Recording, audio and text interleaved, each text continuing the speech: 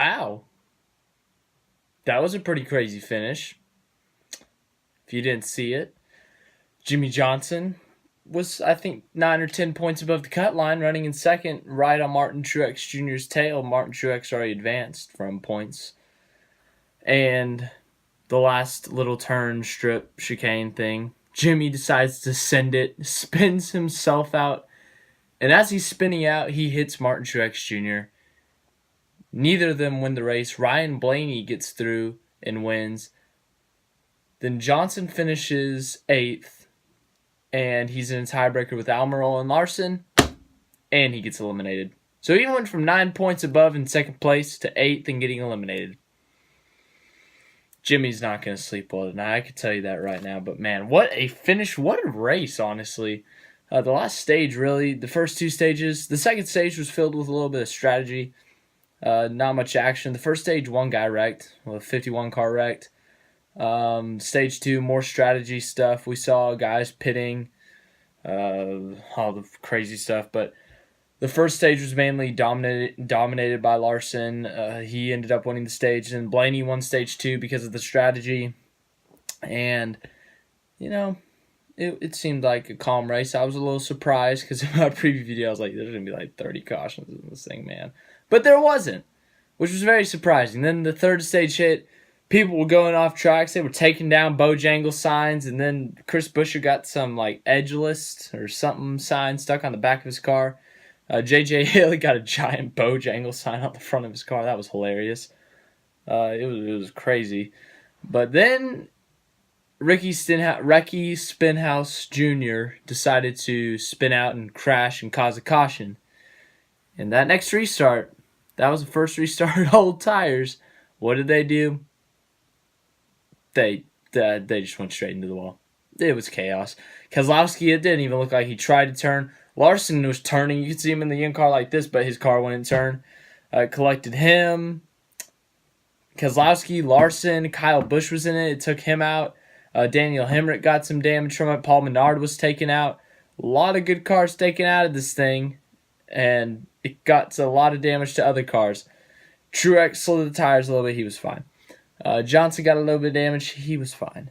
But there were other guys. As I said, Menard. Larson. It played a big deal into Larson.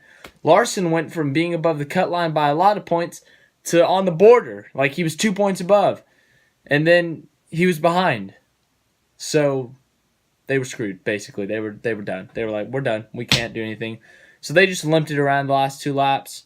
And then the finish happened. So Johnson had one of the best cars all day. I was very impressed. Very impressed. And that last lap, here's me. I'm like, I picked Johnson in my race preview. I picked Truex in my fantasy league.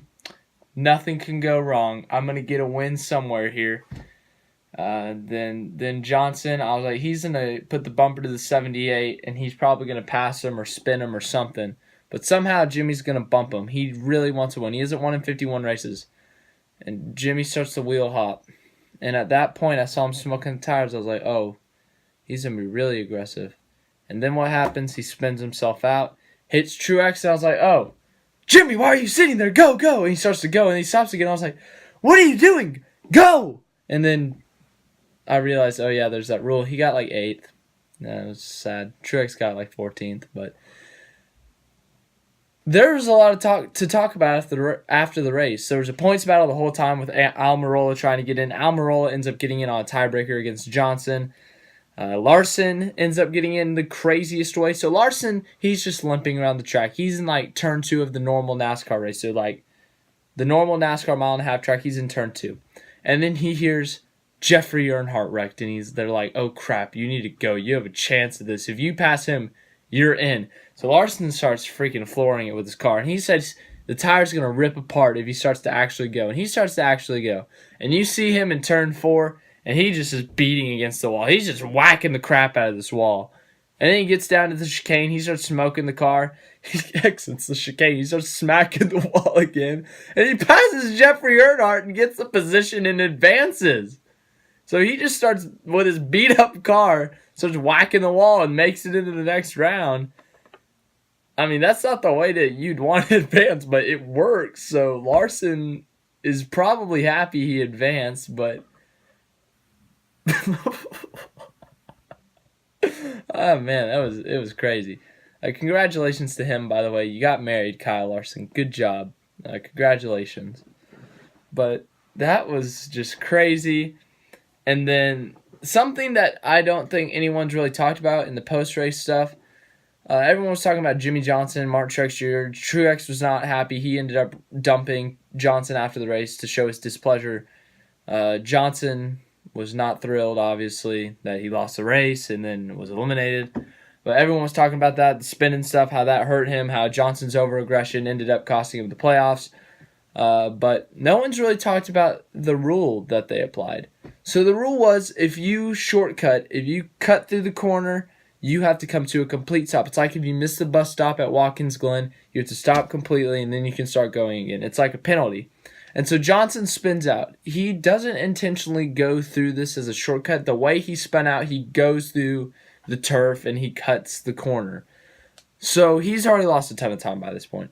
If he just keeps going, he's probably going to get penalized. But if he keeps going and they don't penalize him, he probably gains 2 or 3 spots from where he actually finished, and he makes it into the next round if it wasn't for this rule. But because of the rule, they had to play it safe. They had to go. He went up a little bit, then he came to a complete stop, floored it, got to the line in 8th.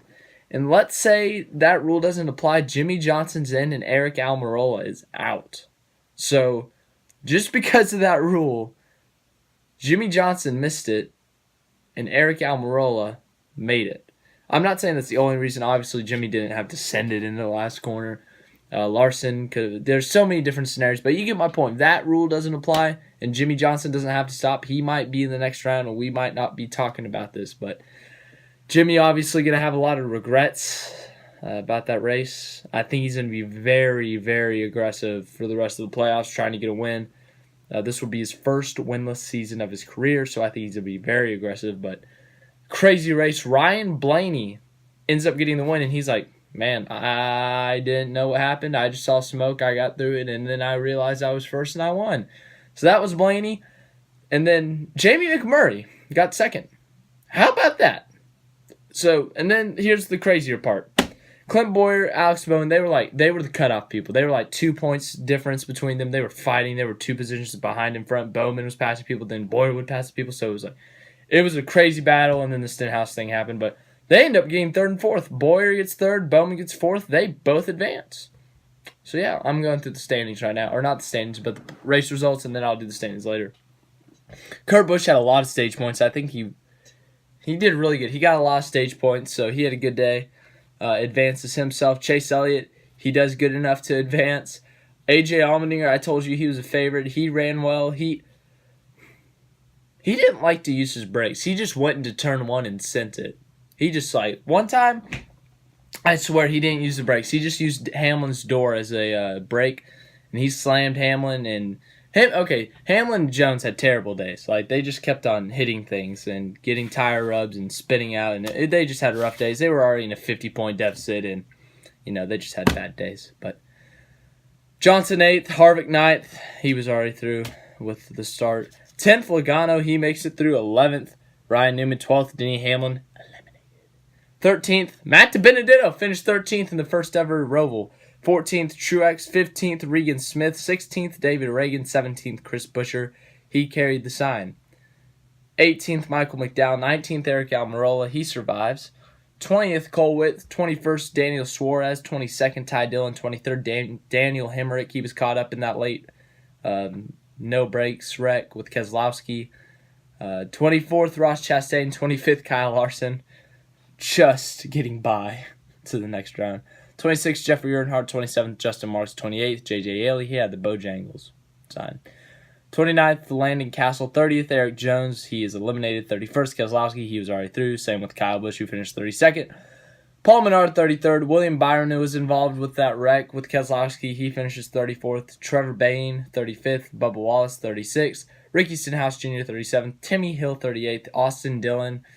He had a lot of tire issues. He smacked the wall a couple times. He finished 39th. And then Stanton Barrett finished 40th. Now on to the people who advanced. So looking at my bracket here, I had Eric Jones and Denny Hamlin both advancing, and Alex Bowman and Eric Almirola being eliminated. That is flipped. Bowman and Almirola advance. Jones and Hamlin do not make it.